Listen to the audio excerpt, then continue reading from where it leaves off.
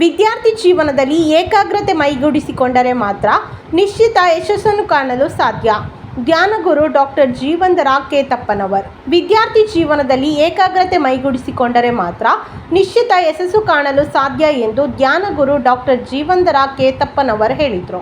ಅವರು ವಿಶ್ವ ಧ್ಯಾನ ದಿನಾಚರಣೆಯ ನಿಮಿತ್ತವಾಗಿ ಚಿಕ್ಕೋಡಿ ನಗರದ CLE ಸಂಸ್ಥೆಯ CSS ಪ್ರೌಢಶಾಲಾ ಮಕ್ಕಳಿಗಾಗಿ ಹಮ್ಮಿಕೊಂಡ ಒಂದು ದಿನದ ಧ್ಯಾನ ಕಾರ್ಯಕ್ರಮದಲ್ಲಿ ಮಾತನಾಡುತ್ತಿದ್ದರು. ಸಂಯುಕ್ತ ರಾಷ್ಟ್ರ ಸಂಘವು ಡಿಸೆಂಬರ್ 21ನೇ ದಿನಾಂಕವನ್ನು ವಿಶ್ವ ಧ್ಯಾನ ದಿನ ಎಂದು ಘೋಷಿಸಿದೆ. ಭಾರತ ಸಂಸ್ಕೃತಿ ಧ್ಯಾನ ಮೂಲ ಸಂಸ್ಕೃತಿ. ವಿಶ್ವಕ್ಕೆ ಭಾರತವು ಧ್ಯಾನದ ಕೊಡುಗೆಯನ್ನು ನೀಡಿದೆ.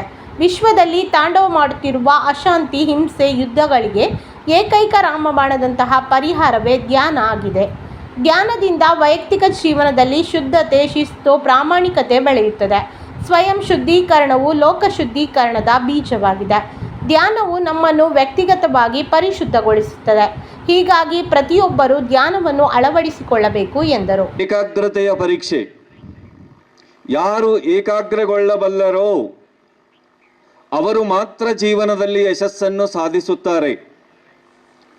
ಯಾರು ಏಕಾಗ್ರತೆಯಿಂದ ವಿಮುಖಗೊಳ್ಳುತ್ತಾರೋ ಅವರು ಜೀವನದಲ್ಲಿ ಏನನ್ನೂ ಸಾಧಿಸುವುದು ಸಾಧ್ಯವಿಲ್ಲ, ಸಾಧಿಸಿಲ್ಲ.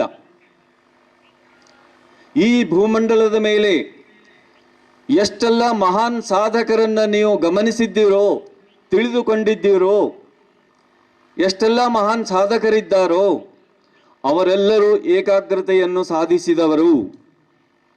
ನಿಮ್ಮ ಏಕಾಗ್ರತೆಯ ತೀಕ್ಷ್ಣತೆಗಾಗಿ, ಬುದ್ಧಿ ಕುಶಲತೆಗಾಗಿ, ಅತ್ಯುತ್ತಮ ಆರೋಗ್ಯಕ್ಕಾಗಿ, ಮನಸ್ಸಿನ ಶಾಂತಿಗಾಗಿ, ಜೀವನದ ನೆಮ್ಮದಿಗಾಗಿ ಪ್ರತಿದಿನ ಎಲ್ಲರೂ ಧ್ಯಾನ ಮಾಡಬೇಕು.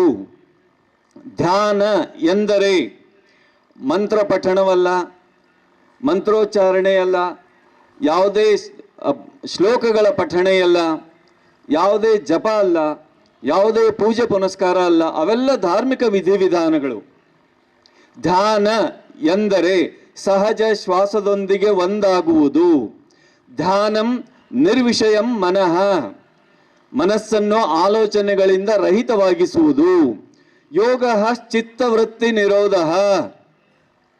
ಚಿತ್ತವೃತ್ತಿಗಳಿಂದ ರಹಿತವಾದ ಮನಸ್ಸಿನ ಸ್ಥಿತಿಯು ಯೋಗ. A thoughtless state of mind is yoga. A thoughtless state of mind is meditation. ಹೀಗಾಗಿ ವಿದ್ಯಾರ್ಥಿಗಳೇ, ಇಂದು ವಿಶ್ವ ಧ್ಯಾನ ದಿನಾಚರಣೆ. ವಿಶ್ವಸಂಸ್ಥೆಯು ಇಂದು ವಿಶ್ವ ಧ್ಯಾನ ದಿನಾಚರಣೆ ಎಂದು ಆಚರಿಸುತ್ತಿದೆ. ಪ್ರತಿ ವರ್ಷ ಡಿಸೆಂಬರ್ 21 ವಿಶ್ವ ಧ್ಯಾನ ದಿನಾಚರಣೆ ಎಂದು ಆಚರಿಸಲಾಗುತ್ತದೆ. ಮುಂಬರುವ ವಿಶ್ವ ಧ್ಯಾನ ದಿನಾಚರಣೆಯ ಸಮಯದಲ್ಲಿ ನಾವೆಲ್ಲರೂ ಭಾರತೀಯರು ಧ್ಯಾನದೊಂದಿಗೆ ಪರಿಚಿತರಾಗೋಣ. ವಿಶ್ವಕ್ಕೆ ಧ್ಯಾನದ ಅಭ್ಯಾಸವನ್ನು ಮಾಡೋಣ ಮತ್ತು ವಿಶ್ವಕ್ಕೆ ಅದ್ಭುತವಾದ ಸಂದೇಶವನ್ನು ನೀಡೋಣ.